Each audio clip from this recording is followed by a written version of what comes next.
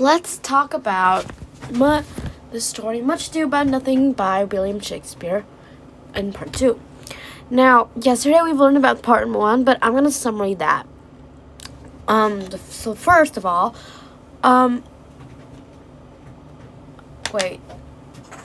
Much Ado About Nothing, the first part is kind of long, so I'm going to summary that into, some main ideas. I'm going to read that to you. Okay, so at first, Governor Leonetto received word that his friend, the Prince Don Pedro, is returning from the wars. Beatrice asked if Signor Mountainio, or Signor is the same as Mr., so it's kind of like Mr. Fancy Fighter, has returned, and referring to Benedict. When Don Pedro and the others arrive, Beatrice started mocking Benedict, and Benedict mocked her back and called her my dear Lady Disdain. They banter back and forth, and Benedict ended the banter by saying he wishes his horse and had the speed and endurance of Beatrice's tongue, but that he is done talking. And last of all, the last part is that Claudio tells Benedict and Don Pedro that he wants to marry Hero, Leonardo's daughter. Don Pedro encourages Claudio, and Benedict mocks him. Benedict swears he will never get married. Don Pedro's brothers, Don John, and his follower plan to try and stop Claudio's wedding. Okay, so by using kind of like the dialogue between characters, we can infer things about a character's personalities, relationships, and emotions. Sometimes dialogue even reveals things about the character that the character themselves have not realized about themselves. An example of this would be by using dialogue at the beginning of a play.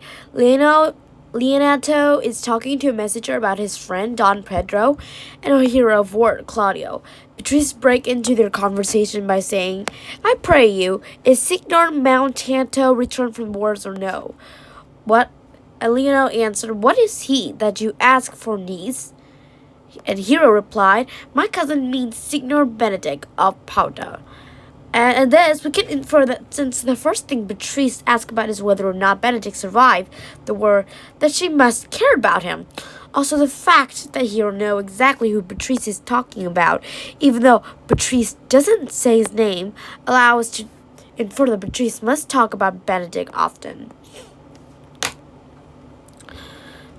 Another example would be the part where later, when the soldier arrived, Benedict talked to Leonetto, Don Pedro, and Hero, but doesn't say a word to Beatrice.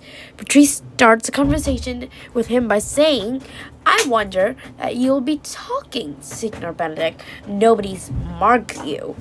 And Benedict replied, but, my dear lady, are you yet living? The fact that Benedict talked to the other instead of Beatrice when he arrived allows us to infer that he was avoiding her. And the fact that Beatrice intentionally started a conversation with him, even though it is mocking, allows us to infer that she wanted to talk to him.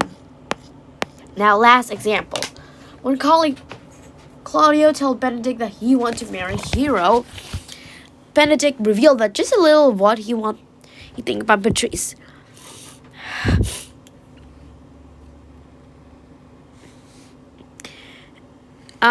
Beatrice, but when Claudio said, in mine eyes, she's the sweetest lady that I ever look on. Benedict say, I can see yet with a spectacle, and I see no such matter. There's her cousin, and she was not possessed with a fury, exceed her as much. In beauty, as the first maid doth the last December. First, Benedict disagreed with Claudio that Hero is the sweetest lady, and he immediately bring up Beatrice. There's her cousin. Benedict even goes so as far as to say that Beatrice exceeded Hero in beauty as much as the month of May exceeds December. This allows us to infer that Benedict thinks that Beatrice is very beautiful. And I think that Benedict also kind of liked Beatrice. Now, let's move on to the events after talking and giving example about dialogues. Okay? So events in the story or drama can help us to move the action or the plot along. In Much Ado About Nothing, the man arriving in Governor Leono's house is an event that trigger other events and move the plots along. An example here is that consider these events that are triggered by the other events. The first would be like the word end. So the soldier returned from the war to visit Leonardo. That is an event. The word ends, so they come and visit. So the soldier returned from the war and come and visit Leonardo. Second example would be like, since the soldier visited Leonardo, Claudio see Hero again and decide he wanted to get married. That's another event. The last event here that we have in part 1 is that since Claudio decided he wanted to get married, Don John decided he wanted to stop the wedding as a way to get revenge on his brother Don Pedro, who is Claudio's good friend. Okay, remember, whenever you are reading a story or drama, analyze with the dialogue reveal about characters. Also, pay those close attention to how events are moving, the actions, and make prediction about how things will eventually turn out. So, pretty much about the today lesson, part 2, is that the authors, or William Shakespeare, use dialogue and events most of the time to reveal things about character and to move the plot of a story along.